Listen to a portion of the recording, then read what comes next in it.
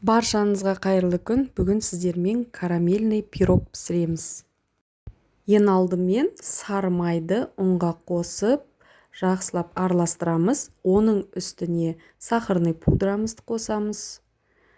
Бөлме температурасындағы тұрған қаймағымызды, какао, қопсытқыш, жұмыртқаның сар уызын қосып, бір келкі қамыр елейміз.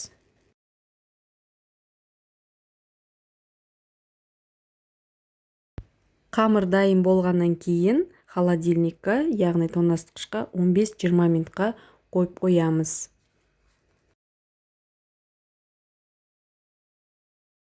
Енді қамырымызды екіге бөлеміз. Видеодағыдай көрсетілгендей бөліп алып, жаямыз.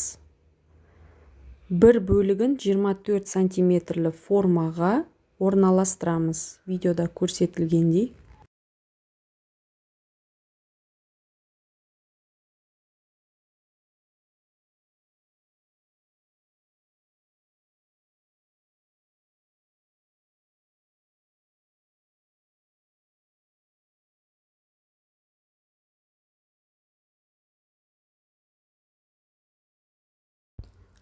Бір жақ қамырымызды 24 сантиметр формаға жайып алғаннан кейін үстіне варенканы бір келкі ғып жаямыз.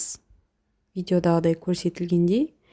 Енді екінші қамырымызды жайып, үстін тегістеп, дұрыстап жауып аламыз.